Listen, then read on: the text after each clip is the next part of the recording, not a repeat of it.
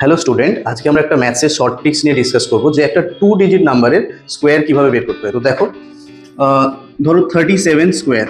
তো তোমরা এটা কিভাবে বার করবে? সাধারণত তোমরা কিভাবে করো যে 37 ইন্টু 37 করে, কিন্তু দেখো এই শর্ট ট্রিক্স দিয়ে তোমরা সহজেই করতে পারবে। আমরা প্রথমে করবো 3 এর স্কোয়ার মানে 9, আর এই 7 এর স্কোয়ার মানে হচ্ছে 49। এখন এই ইউনিট ডিজিটটাকে বাদ দিয়ে আমরা 3 into 7 that is 21 into 2 that is 42 যদি অ্যাড করে দিই তাহলে দেখো আমরা কত পাচ্ছি 9, 6, 13।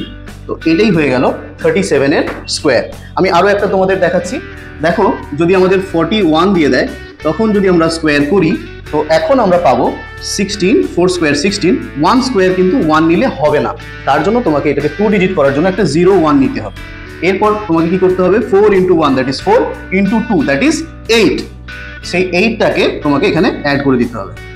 অ্যাড করে দাও, কত পাচ্ছ 1, 8, 1, 6। তাহলে দেখো এই হলো আমাদের 2 ডিজিট নাম্বারের স্কোয়ার বের করার। আমাদের জন্য একটা হোমওয়ার্ক দিলাম, আশা করছি তোমরা শিখতে পেরেছো। আর এই 65 স্কোয়ার কত হচ্ছে কমেন্ট বক্সে জানিও। Thank you.